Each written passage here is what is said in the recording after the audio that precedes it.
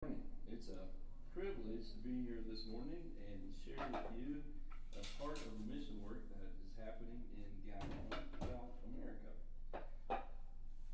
Most places down there don't even have electricity, so they don't have the problem that I'm facing here. Of remembering which button here it is, I think. There we go. Okay. So, some of you have heard some of this before, but 7 years ago, I left the business world and started doing mission work with Donna's blessing. And about 9 months after that, I came to the elders here, Brother Collis and Brother Keith, and asked if they would oversee the mission work. I chose the name Go Teach the Word.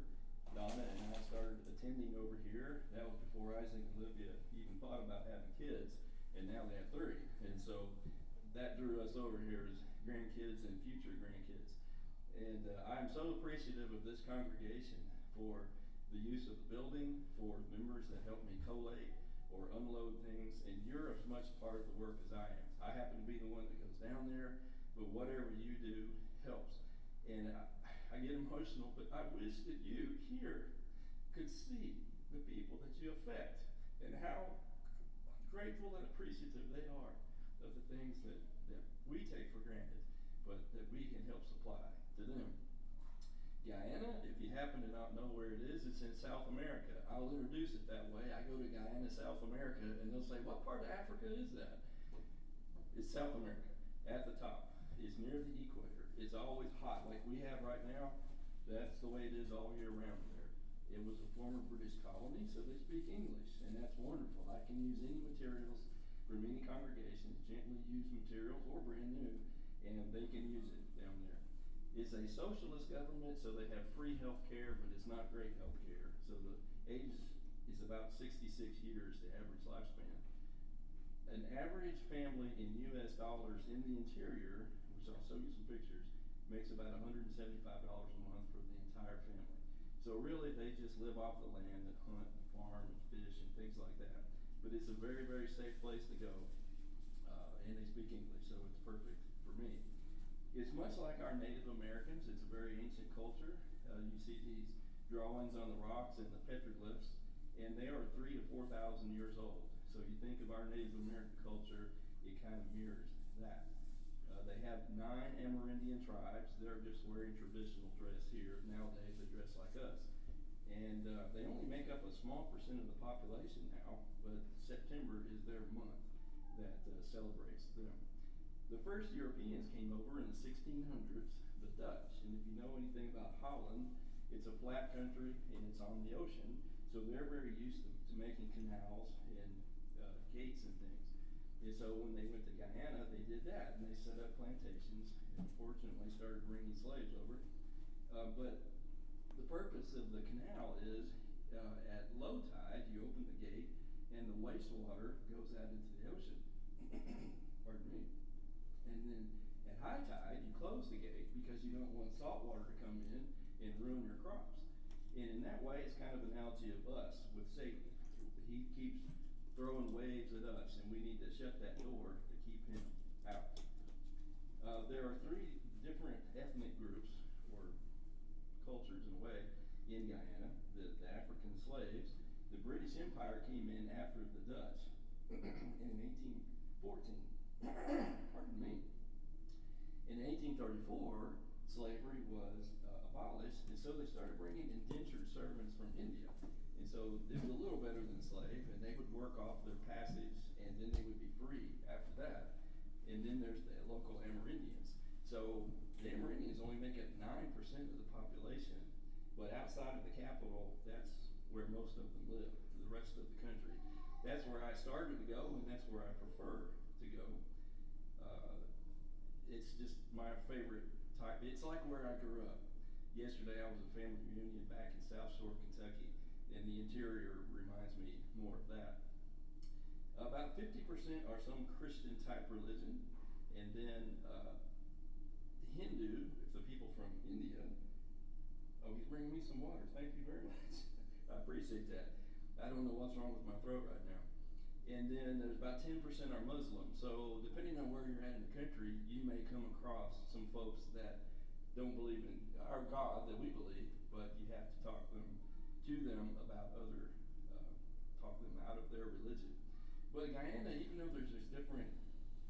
ethnic groups and different colors of skin and so on, backgrounds, they get along great. They share each other's religious holidays. There's no civil war, no strife like that. Even though Guyana is not an island, it is closely identified with the Caribbean islands.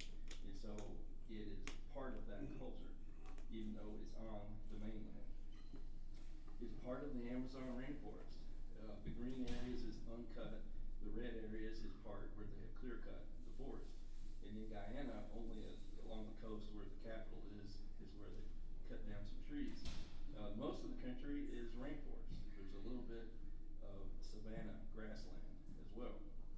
The country is very sparsely populated. You see these different colors on that map, and that's some of the tribal areas where different ones of the 9 tribes live, but 90% of the people live in that red circle up there.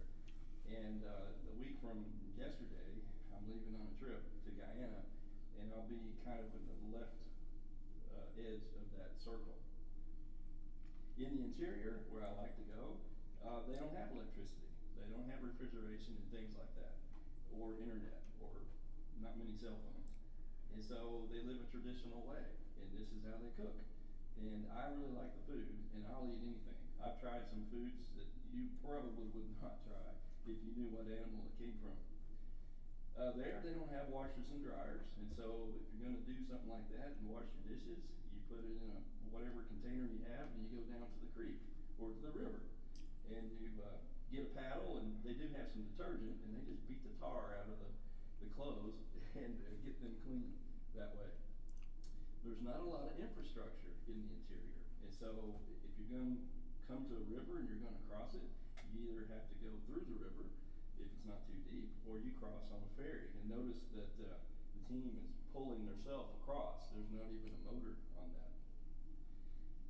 If there are bridges, they're made out of wood, and they're not going to last forever, so this poor fellow found that out. The roads are very muddy. 2.5 months out of the year is the rainy season. It's not really any cooler, it just rains a lot. And then you see the 30-foot long anaconda there, which can be a road hazard as well.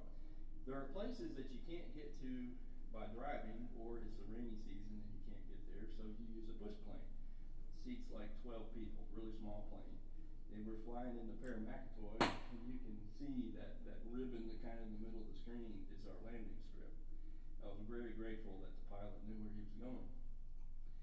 They have a structure called a banab, and it's sort of like a gazebo, and it could be sitting outside of a house, a small one, or a church building, or the village will make one that's as big as this room here, and even taller, and it can be their meeting place. They use the palm leaves to put on their houses or put on the banab, but also you can take it and strip it into pieces and make different types of crafts out of it. And if you make crafts and somebody else grows a lot of coconuts or peanuts or whatever, you can swap and trade. This person makes bread, this person can sew. So they get by without having a lot of money. Sister Elby, one of the wives of the preacher on the lower left there, is making a warashi, which is a traditional backpack type thing that they use. Because often where their garden is, because of needing to have good land, good soil, it'll be a mile or 10 miles from their house. And so they've got to carry the stuff back to their house. And they don't have a car, they don't have a motorcycle, maybe not even a bicycle. So they'll carry it that way. So from the traditional to more modern, they discovered oil 10 years ago off into the Atlantic Ocean in the international waters of Guyana. And so they, British and Chinese and American companies have been pumping the oil. And so Venezuela next door is run by basically a communist. He's socialist, but he's threatening to take over the left 2/3 of Guyana. That's where I'll be this week. Now, he's not invaded yet because there's no roads. It's all a jungle in between, and nobody else in the world wants him to do that anyway. But he's threatening to take the oil. A little bit of the oil money is just now starting to trickle down into the village, and last year they got, I think it was about $18,000 per village in U.S. money, and most of them bought either a boat, a village boat, or a village little van or something like that. Communication is still very difficult. When I send things, I might not find out for 6 months that they've got it, through the grapevine. If you're down there and you have a cell phone, it's basically a camera. You're not really going to be able to make many calls unless you're in the red area or the gray area. This is the Spring Hill mission team. We had enough people that we split into 2 teams. One half went to Parika and Tushin. You can see those buildings there. And the other half took a ferry on top, and some of us took a fast boat there on the bottom, over to Good Hope and Suppanom Creek. So that congregation in Tennessee works with 4 congregations in Guyana. So I work with a lot of different groups, and you'll see that in a minute. If you want to buy food, they don't have a Dollar General every 5 minutes, and so there's a lot of places that's just on the side of the road. Somebody just trying to make some money, and they'll grow stuff and they'll sell it. Occasionally you'll come across a little bitty store. There's very fresh food. These fellas came up to the church building where we were at, and they were wanting to sell iguana. Not as pets. They eat them as food. And the guy in the middle has a stick with a noose on the end of it, and that's how they catch the iguana, and then they sell them. And the other guy has a couple of coconuts. So they don't have jobs in the villages. You just do whatever you can do to get by. We'll spend the day going around setting up Bible studies. Maybe the preacher has some people in mind to go see, and others you just do what's called a cold call. You just go up and knock on the door. They don't know who you are, but they're very nice, and they always make time for you, unlike in the United States. The ladies did VBS during the day. This is at the Good Hope Church building. And then in the afternoon did it at Suppanom Creek. Now, Suppanom Creek has no roads. And so the creek is the road, basically. And that's how you get from house to house to house. So you can see a couple of docks there, or 3 or 4 actually. And that's what you do. You go pick up a child for VBS at the dock along the creek, and then you take them further up to the church building. The houses along the creek look like this. They're up on stilts because of the rainy season. It might flood. And some people look at this and think, oh, that's just poor folks. I can't believe they live like that. And other people look at it as paradise. All the good fishing. Your phone's not going to ring. People aren't going to bother you. And so they look at it a different way. This is the Suppanom dock, and we're pulled up in a couple of boats there. Some places in the United States have a church bus. They have a church boat. And they're doing vacation Bible school there at Suppanom Creek. This is back at Good Hope, and you can see people are sitting outside during services. They do have electricity at this building. But the left side of this building is being added onto because their building is full. Isn't that a great situation? To have a group of Christians that's so loving and so gets out there and teaches the Bible that they're outgrowing their building, and they're having to add on to it. Traditionally, we had 2 speakers. Can you imagine that this morning if we had 2 preachers and it went about 2.5 hours? That's what we do in Guyana, and it's usually one North American and one South American will preach. I take time to go visit people, either old friends or I make new friends. This is at the Richmond congregation up the way a little bit. In this part of Guyana, it's hard to buy land and build a building, so they'll buy a house and then add on to it to make the church building. On the lower right, you can see his name is Muhammad Ali. He's the preacher. And he was a boxer, and he's showing me his boxing gloves there. But he's not the famous Muhammad Ali that we know. Up the road a little ways is the Sandpit congregation. You can see in the upper right, they have built a little structure for a classroom. So it's just a different type of existence down there. And very hospitable. We're eating some mangoes, fresh mangoes from the tree in the preacher's yard. That's me and Herman Joseph. He never went to school a day in his life. Not only did he not go to preaching school, he never went to any form of formal education. He taught himself how to read and how to do math, and now he's a Bible scholar. To me, he's a genius. So don't let lack of education be a limitation for you. Amerindian Missions is another group that I go with. This is at Upakari, and they have a banab there off to the side. Each day we would start with a devotional in the banab. On the lower left, we're hanging lights and brought a gas generator because that village does not have any electricity. And so at night, you get out a crowd and lights, obviously. During the daytime again, you go around and do Bible studies, and you invite people to church services. And I don't know how often we do that. I don't know when is the last time that you invited somebody to church services. You don't have to go to another country to do it. There's lots of folks right there in your backyard that need the gospel. People are so friendly. You walk up to them and they speak English mostly. Some of the oldest ones will speak another language more so. But they're just friendly, and they make time. They stop whatever they're doing, and you may have an hour-long or a 4-hour-long Bible study with somebody that you've never met and don't know. You didn't have it set up ahead of time, and yet they're gracious to you. Now, this couple were in the Makushi tribal area, and they weren't really, really old, but they didn't know that much English. And so at first we started using it like a translation, and then the local preachers just took over. And they weren't preaching in English or Greek or Hebrew, but in Makushi.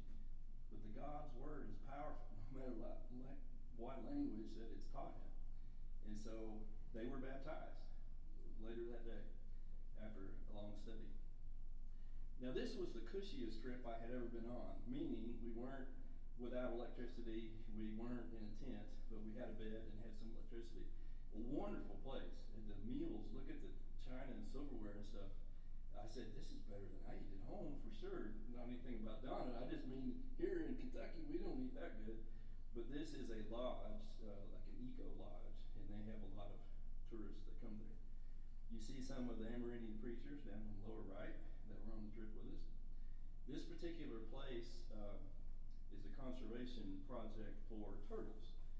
Turtles have a lot of predators there, and so they raise them and release thousands of them into the wild. And it's really interesting seeing that. But what if we as Christians took as much time and effort in preserving or teaching others the gospel and saving souls like these people save turtles? Souls are much more important. Here, if your left leg hurts and your air conditioner doesn't work too well in your car, you don't come to church services. There, they'll ride on the top of a van, and on the inside, it's not air conditioned either. Cross dusty roads for miles to get, or they'll walk a long ways, or ride a bicycle, or paddle up a stream in order to get to church services and hear God's word. Water is very necessary. Thank you for the water, Dan. It's necessary for survival. You've got to have that. And I sweat a lot down there because it's always hot. But more importantly, it's necessary for salvation. You know, every trip that I've been on, we were blessed to have baptisms and also restorations. That's very, very important. And baptisms are so important that we do it immediately. We don't wait. And sometimes it's in the day, sometimes it's at night. That picture is in the same location at day and night. But look at those animals on the right. That's what lives in that water. And at night, when you're shining the headlights on the water, you can see pairs of eyes in the water, and that's those caiman, the crocodiles. But baptism is so important, we're going to do that. You're not going to wait, and you're not going to worry about those things. Fortunately, the piranha, the fish that have teeth, and the caiman don't normally bother humans, although the next to last trip we were on, the place we were staying, the couple had their nephew fishing in the river with a net. And he accidentally kicked one of these caiman that was under the water. He didn't know it, and it came up fighting mad, bit off his arm. So it can happen. The last village that I was in, over the years, 2 young boys had been eaten by caiman. So it doesn't happen a lot, but it is a risk, but we go in there anyway. You can see lights at night using the gas-powered generator, and then on the bottom, you can tell it's there in the daytime, but it's still pretty dark in there. So they like to have the larger print Bibles because, again, they don't have the electricity. The kids, I absolutely love them. They are beautiful. They're in the interior especially, they're just so happy. And if you give them anything, they just love it. And one of the things that we don't think about here as our teachers, you have a computer, you've got a phone, you've got internet, you've got a copier. They don't have any of that. And so when I send curriculum, I have to also also send them coloring pages and activity sheets that goes along with that curriculum. And so where I used to be in the printing business, it helps, and I have a copier at the house. And so that's part of the work as well. It's not just going. I'm not there very much out of the year, but every day I'm working for Guyana and on behalf of these folks. Sister Elizabeth in the upper left there was baptized 18 years ago, and she still had this picture taped in her Bible of the two men that baptized her. Brother Larry in the middle has since passed away, but Brother Danny was on the trip with us, and he got to see her. You never know what one baptism can do. She converted her whole family, and now her son is the preacher at the congregation. You see him with his family there on the lower left.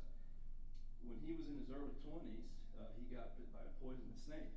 And again, they don't have a lot of health care there, and so instead of having the antidote immediately, they had to amputate his leg above his ankle.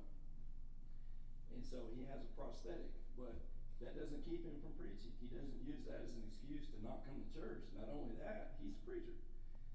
There, they didn't have a building, and they started this picnic shelter looking thing. And as I raise funds and others raise funds, they will start filling that in with bricks, and they'll have a building eventually. At the end of that trip, we were back in Lethem, which is over next to Brazil. And I went across to Brazil. I had half a day and saw Brother Ernesto John and his wife. She had just had her leg amputated because of sugar. Again, they're a socialist government, and she had this old rickety wheelchair that didn't even have rubber on the wheels, and it was a piece of junk. So we pooled our money together and bought her a proper wheelchair. But Brother Ernesto built this building himself with his own hands. I help preacher training schools. Excuse me. I don't teach there, although I've been asked, but I provide books and Bibles and things for the students and workbooks, and then also books for their libraries that they have. This is a different school, Georgetown School of Preaching and Biblical Studies, and they have two campuses. Lord willing, next week I'll be at one of those campuses. When I say campus, I mean it's a room in a church building. It's not like Eastern or UK or something like that. But they're teaching the Bible. And the stuff that I collect, and it's downstairs, I ship over there, and it's God's Word. I go along with Guyana Christian Medical Missions. While I'm not medical myself, I help them in different ways. And you help them with their physical needs, and that attracts people from the village and other villages, and then you teach them the gospel. And at night, we have worship services and teach and preach. I also help raise money for Hope Children's Home. They deal with abandoned and abused and special needs kids, and they are also very special. I've been there a couple of times, and you just fall in love with them immediately, and most of them get baptized before they age out of that home. One of the things I do is try to fund church buildings. This is at Masara. It's a very remote location. They got up to about 35 members.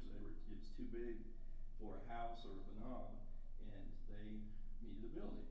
It also shows in the village that you're permanent. You're not a fly-by-night group that's going to come through and leave, which they have experienced in the past. But if you have a church building, that's really a symbol in that village that you're there to stay. Helped a little bit with this building at La Luni, which is a new church plant.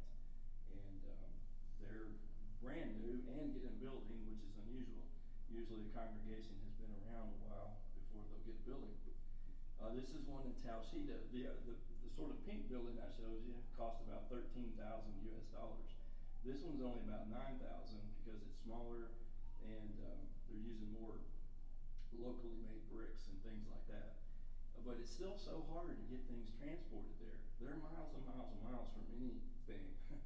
And so in order to get the corrugated roofing or the long lumber or anything, you can't call up Lowe's and have them deliver it to you because they don't have that. And so the other building, it took a day and a half up a river for them to get the materials that they needed for that building. This is something you don't think about here in the United States. You just go to Dollar General and buy some Welch's.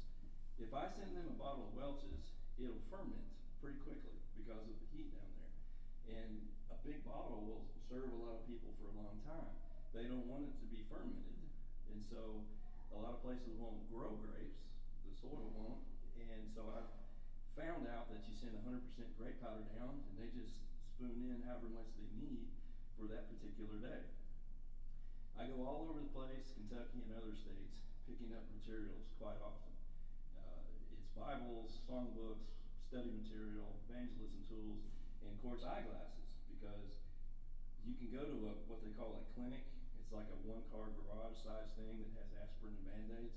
You can read the eye chart, and they can tell you what strength of glasses you need, but they have no glasses. There's none to buy, and they don't give them to you. So we ship those down there, and it helps them read the Bible. This is one of the two rooms in the basement. They're on either end of the basement. And so our son Caleb got married a couple of months ago and moved out of the house. So Donna has agreed to take a portion of our walkout basement, which is unfinished, and make it the mission room. That way I can combine everything into one room, and it'll keep me from having to drive to the church building all the time, which will save time and gas. And also then we can use those rooms for something else here at the church building. But after I pick up all that material, I need to sort it and get it to the right places. Some of you all have helped me do that. I appreciate that very, very much. I also go to Brotherhood Publishers and pick up things. I get stuff for free or greatly discounted. And anything that I don't have to spend saves money to be able to send more stuff and purchase more things for Guyana. That's a picture of some of the type items that I send to each congregation. Anyone want to guess how many congregations I'm up to? Started with 13. I have 100, even 100 now. Now actually 97 are in Guyana, 1 is in Brazil, and 2 are in Suriname, which is on the other side of the country. And I'm aware of 6 or 7 more, but I haven't connected up. It's not like they have a web page and a phone to be able to call them. So as I get in touch with them and get the preacher's name and all that, then I'll send them those materials too. Last month I shipped 89 boxes of Bible materials, and last year was 681. The year before was 583. So I'm on pace to do about that much this year. So you've seen a lot of pictures, and there's different colored skinned people. But no matter where you live, North or South America, anywhere around the world, whatever language you speak, doesn't matter what money or possessions, if you own a bicycle or not, or what your skin color is, everybody needs the gospel. And everybody deserves to hear it. So you don't have to go to another country. You can talk to people right here in your neighborhood about the gospel. The capybara is affectionately known as the rainforest taxi. It lets other animals ride on it. I don't know why, but my question to you is, when's the last time you brought somebody to worship service? Be like a capybara. Don't look like that, but bring people to church services. Ask them, invite them. The Demerara River, before it dumps into the ocean, is about 1.2 miles long. The Essequibo is a much bigger river, but the only way to cross Demerara is this floating bridge. It's made out of pontoons. And if you're in a vehicle, that's the only way you can get from the capital to the western part of the country. And so if you veer off, you'll drown. So you gotta go straight. You have to stay on the only path. Once a day, they open up the middle section to let river traffic through for a couple hours. The rest of the time, it's a bridge. But that's the only way for you to get from one side to the other. Jesus is the only way to get to heaven. I am the way, the truth, the life. No man comes to the Father but by me, through Jesus. Not being a Hindu, not being Muslim, not being Mormon, not listening to false doctrines. There's only one way to get to heaven. Last week at church camp, I spoke to the students, and they had several baptisms, and I was telling them, that we talk about the steps of salvation, that baptism isn't the last step. It's not the final step. That's the beginning of your Christian life. So it's not the end, it's the beginning. So God has done his part. He sent Jesus to die for your sins. We need to do our part to receive that salvation. So are you willing to do that? If you haven't done it, if you have done it, ask for forgiveness. So when you see yourself in the mirror as a Christian, what do you see? Just a pew warmer that comes a little bit? Or do you see yourself as a warrior for God? Are you in God's army? I want to be a worker was one of the songs that we sang earlier. Did you mean it when you said it? Or were you just saying it? Do we reflect Christ like a mirror has a reflection? We need to reflect that in our life. If Jesus came back right now, at the end of this worship service, are you ready for eternity? It can be that fast. What is your spiritual condition? Not how you have us faked out or me faking you out and thinking that I'm better than I am. But are you prepared for eternity? Look into that mirror. Look into your heart. Look at the way that you act and talk and how you interact with other people. And if you need to make change, if you need to be baptized, I guarantee you there's no Cayman or Piranha in there, and it's probably heated too. So baptism today would be the best day, the best time of your life to do it. If you've already been baptized, but you need to get right with God again, come forward and we'll hug and pray with you as we stand and sing the invitation.